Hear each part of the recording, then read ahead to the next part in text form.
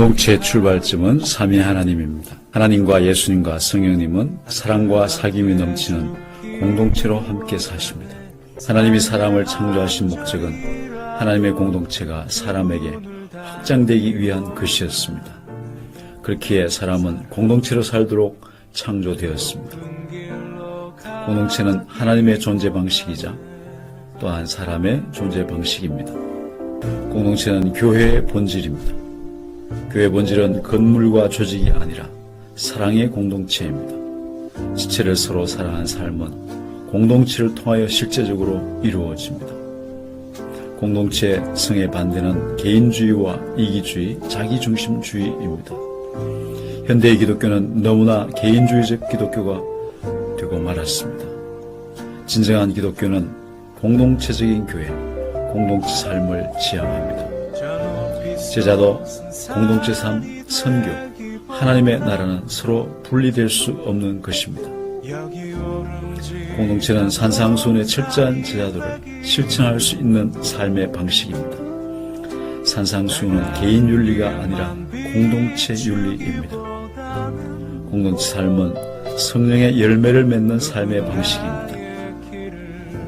공동체는 사랑의 공동체 삶을 통하여 사람들을 끌어들이는 협인력 있는 구심적 선교의 방식입니다.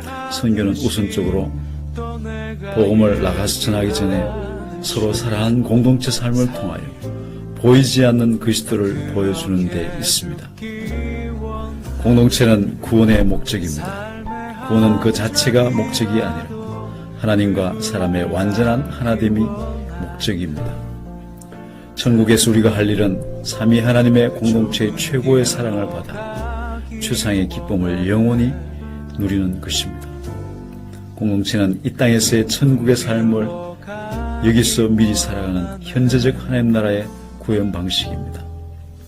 성경은 공동체 시작, 공동체 파괴, 공동체 회복, 공동체 완성의 이야기입니다. 그리스도인에게 공동체 삶은 선택사항이 아니라 필수사항입니다.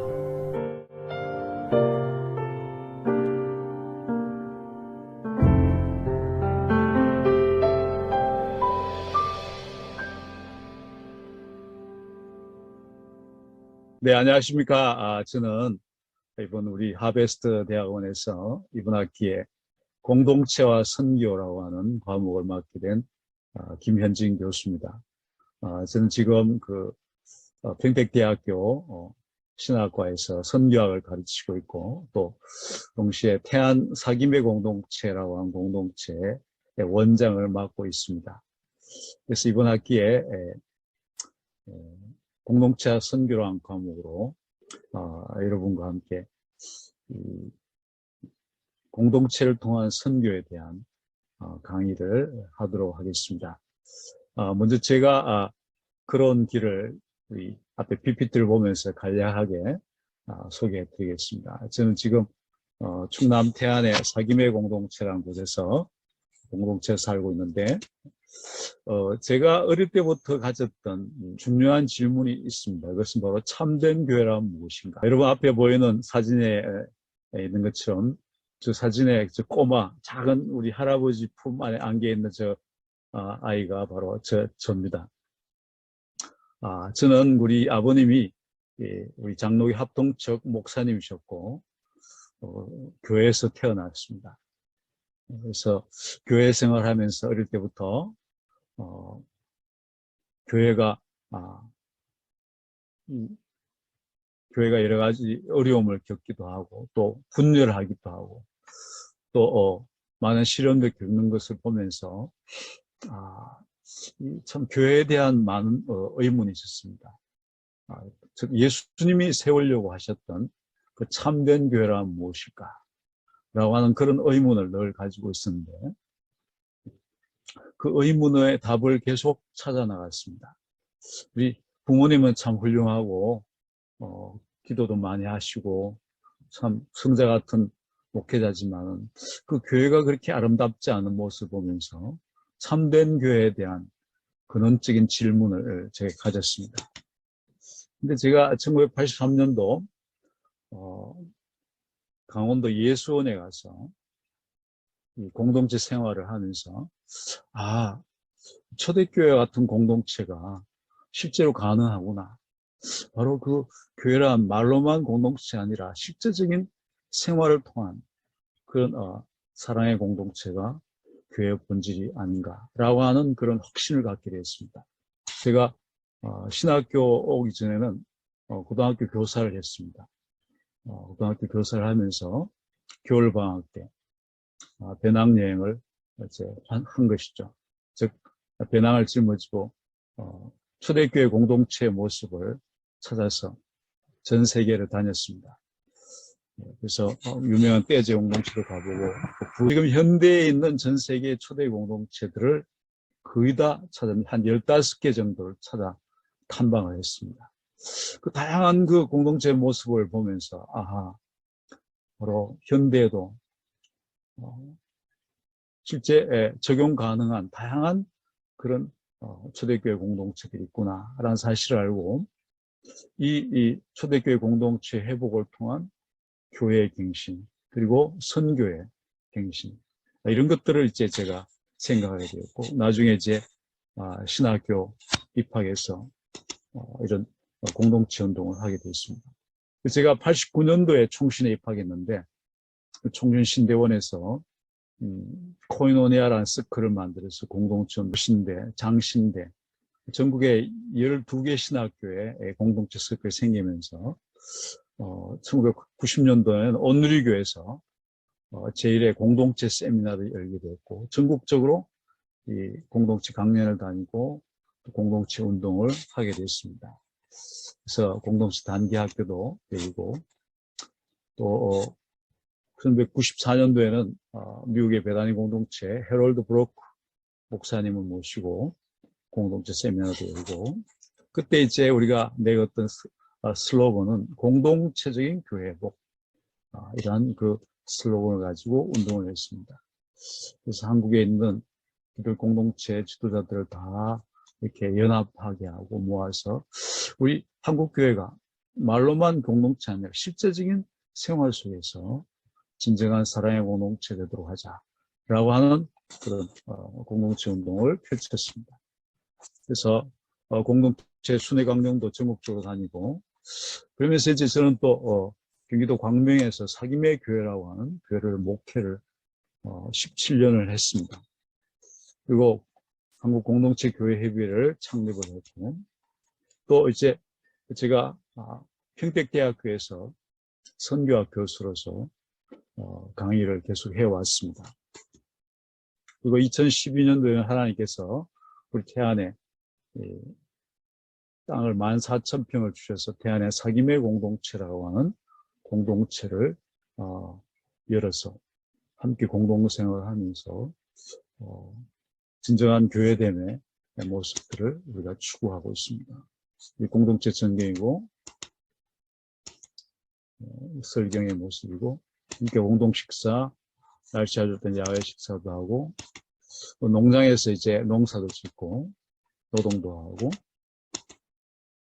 우리 공동체 멤버들이고 또 우리가 이 공동체 비전 학교라고 하는 것을 열어서 공동체 생활을 훈련하고 또 공동체된 비전을 갖기 위해서 우리 평택대학교 안에 약 한 300여 명의 중국 유학생들을 우리 공동체에 데려와서 선교 훈련도 시키고 또 외국 유학생들 공동체 훈련 우리 학교에 베트남 학생들이 약 700명 되는데 학생들을 우리 공동체 초청해서 캠프를 열면서 이들에게 복음을 전하는 여러 가지 프로젝트를 하고 있습니다.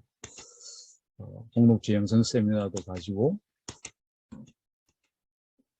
그리고 우리 공동체 가까이에 신두리 바다가 있는데 우리 학생들 이름에 이렇게 캠프를 바닷가에서 열면서 좀 즐거운 시간을 가지죠.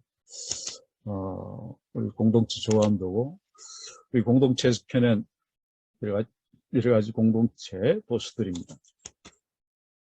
이 공동체 신학이 바로 제가 쓴 책인데 이 책을 가지고 이번에 9주 동안 공동체와 선교라고 하는 강의를 우리가 이 코로나 이전에는 이렇게 3박 4일 동안 집중적으로 공동체 비전학교 열렸는데 이번 올해부터 줌으로 공동체 비전을 처음으로 열게 됐습니다. 선교사님들이 이 공동체 비전 학교를 제가 21기까지 열었을 때 전 세계에서 이 소문을 듣고 공동체 비전 학교를 참여하기를 원하는데 교통으로 비용도 그렇고 시간 내기도 그렇고 또 한국까지 비행기를 타고 오는 것도 그렇고 그래서 온라인으로 좀 열어달라는 요청이 굉장히 많았습니다. 여러 가지 여건상 진행이 안 됐지만 이번에 이 코로나로 인해서 우리 선교사님들을 또 이렇게 이 귀한 프로그램으로 섬길 수 있게 되어서는 굉장히 기쁘게 생각합니다. 제가 처음으로 이 줌을 하는 것인데 제가 30년 동안 이 공동체에 대해서 훈련하고 또 어떻게 이 공동체를 통한 선교에 대한 귀한 내용들을 여러분들을 위해서 섬길 수 있는 이런 기회를 갖게 돼서 굉장히 기쁘게 생각합니다. 그러면 제가 이 강의를 하려고 하는 그 내용을 간략하게 여러분에게 소개해 드리겠습니다. 공동체와 선교. 자, 우리 성경에 보면 예수님이 두 가지의 선교 방식을 말씀하셨죠. 그 첫 번째는 바로 서로 사랑하는 계명을 세 계명을 통한 구심적 선교의 방식이고, 두 번째는 땅끝까지 복음을 전파라고 하는 대위임령에 따른 원심적 선교 방식입니다. 근데 우리 이 현대 선교의 문제가 뭐냐 하면 지금까지 우리가 선교를 말할 때 가장 많이 인용한 구절이 바로 마태복음 28장 19절 20절이죠. 너희는 가서 모든 족속을 제자를 삼아 아버지와 아들과 성령의 세례를 주고 내가 너에게 분부한 모든 것을 가르쳐 지키게 하라. 주로 가라, 땅까지 나가서 복음을 전하는 이런 그 원심적인 선교에 지금까지 선교가 치중되어 있었죠. 그래서 선교를 타문화권의 선교사를 파송하는 것으로 그렇게 이해를 해왔습니다. 그러니까 이 선교사 파송에 너무 치중하다 보니까 선교적인 삶의 훈련은 굉장히 미흡했습니다. 그래서 서로 사랑하여 그리스도의 한 몸을 이루는 공동체적인 삶을 이루는 데는 굉장히 많은 문제점을 가지고 있었습니다. 왜냐하면 그냥 나가는데 너무나 많이 치중했기 때문이죠. 그래서 우리 최근에 어떤 선교단체에서 한국 선교사들의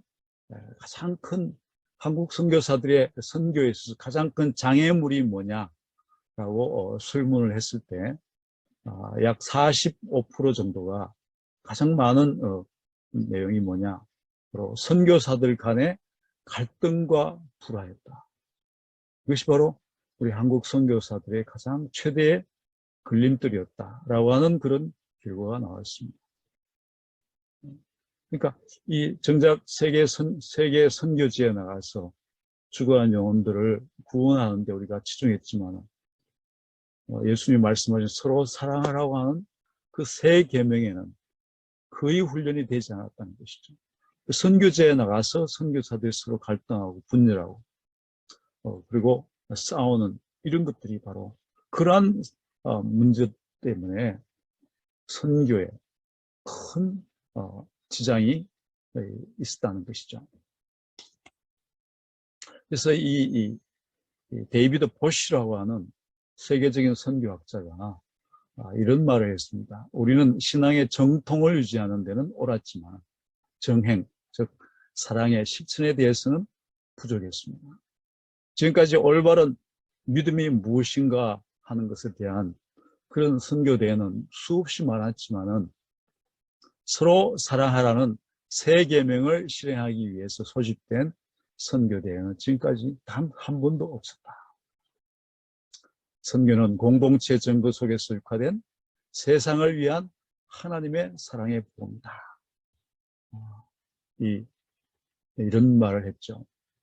그러니까 나가서 땅까지 복음을 증거하라고 하는 부분에 대해서는 굉장히 많은 시도가 있었지만 서로 사랑하라고 하는 이 세 계명을 실천하기 위한 선교에 대해서는 한 번도 없었다. 바로 이것이 바로 선교의 바로 문제다라고 그렇게 지적을 했습니다. 우리가 여러분 잘 아는 것처럼 예수님이 요한복음 13장에서 새 계명을 너에게 주는 서로 사랑하라. 내가 너희를 서로 사랑한 같이 너희도 서로 사랑하라. 너희가 서로 사랑하면 이로써 모든 사람이 너희가 내 제자인 줄 알리라. 그리고 요한복음 17장 21절에 아버지께서 내 안에 내가 아버지 안에 있는 것 같이 저희도 다 하나가 되어 우리 안에 있게 하사 세상으로 아버지께서 나를 보내신 것을 믿게 하옵소서. 우리를 사랑한 것처럼 우리가 서로 사랑하면 그 서로 사랑하는 모습을 보고 세상에 예수 믿지 않는 사람들이 우리가 사랑으로 하나 된 그 삶을 보고 우리가 진짜 예수 그리스도의 제자인 줄 알고, 즉 우리가 믿는 그 예수를 그들도 인정하고 믿게 된다는 것이죠. 즉 사랑의 공동체가 형성될 때 그것이 바로 굉장히 소중한 선교의 통로가 된다는 말씀이죠. 그래서 이 구심적인 선교라는 것은 그리스도인들의 신실하고 성숙한 삶을 통하여 사람들을 끌어당김으로써 사람을 얻는 선교, 와서 우리 가운데 있는 예수 그리스도 사랑을 보라 라고 하는 그런 선교 방식이죠. 그리스도인들이 사랑으로 하나 될 때 그 하나된 공동체를 보고 세상 사람들이 예수를 믿게 되는, 이것이 바로 구심적인 선교입니다. 그래서 이 그리스도인들의 이 사랑의 공동체가 바로 구심적인 선교를 실행할 수 있는 통로가 된다는 것이죠. 나가서 복음을 전하기 전에 그리스도인들의 사랑의 공동체 삶을 통해서 우리의 삶 자체가 선교의 통로가 되어야 된다라고 하는 것이죠. 그래서 이 공동체 선교는 서로 사랑하라는 새 계명의 실천을 통한 구심적 선교와 나가서 또 복음을 전하라는 대위임령을 통한 원심적 선교의 조화를 추구합니다. 그래서 이 구심적 선교와 원심적 선교가 조화될 때 그것이 가장 바람직한 선교가 되지 않겠느냐. 이번 과목 공동체 선교에서는 바로 우리에게 부족한 구심적 공동체를 통한 구심적 선교에 대해서 우리가 전반적으로 우리가 함께 공부하도록 하겠습니다. 그래서 9주 동안 이 강의가 진행되겠는데 1주차는 공동체란 무엇인가. 그래서 우리가 이 선교에 대한 내용만 아니라 그 공동체에 대한 전반적인 내용들을 공부하겠는데 2주차에서는 공동체 교회론, 공동체로서의 교회론을 우리가 공부하고 3주차에 가서는 교회사에 나타난 공동체 운동, 2000년 교회사, 교회 공동체 같은 삶을 살면서 교회를 갱신하고 사회에 영향력을 준 많은 공동체들인데 그 모든 공동체들을 다 우리가 한번 모아서 우리가 한번 다뤄보도록 하겠습니다. 그 4주차도 두 번째 시간으로 교회사에 나타난 공동체 운동을 우리가 살펴볼 것이고 5주차에 가서는 공동체 성령론. 지금까지 성령론이 주로 개인주의적인 성령론에 치우쳤다면 그리스도의 몸을 이루는 코이노네라스의 성령론을 우리가 배울 것이고 6주차에 가서는 공동체 사회론. 이 사랑의 공동체 어떻게 사회의 변혁에 영향을 주는가 하는 것을 배울 것이고 7주차에 가서는 공동체와 선교. 이 사랑의 공동체를 통한 선교를 어떻게 실행하고 또 어떻게 역사적으로 그것이 이루어져 왔고 또 구체적으로 어떻게 해야 될 것인가 하는 것을 우리가 다룰 것이고 8주차에 가서는 공동체를 그리면 어떻게 우리 이 선교 현장에서 또 우리 생활 현장에서 실천할 것인가 9주차까지 2시간을 통해서 실천 방식에 대해서 구체적으로 다루도록 하겠습니다. 사실 여러분 이런 공동체에 대한 강의가 어떤 신학교에서도 거의 배울 수 없는 것입니다. 우리 한국 신학교에서도 공동체를 가르치지도 않고 공동체 생활도 하지 않고 우리 선교 훈련할 때도 공동체 생활하는 것이 굉장히 약하죠. 제가 GMS 합동적 세계 선교 훈련을 해서 이 공동체 선교를 오랫동안 가르쳐 왔는데 선교사 후생들이 열광했습니다.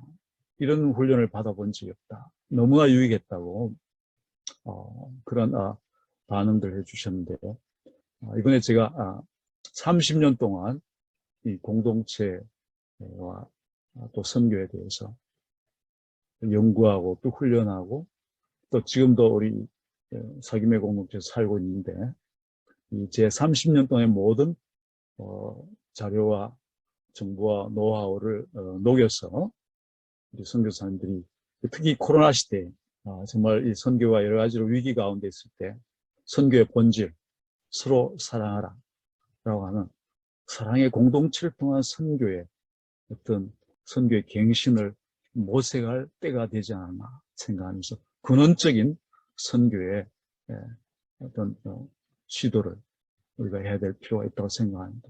그래서 우리 9주 동안 여러분 이런 내용을 가지고 어떤 방법의 문제가 아니라 그 원론적이고 근원적인 우리의 선교의 새로운 갱신과 시도를 우리가 해야 될 때가 되지 않았나.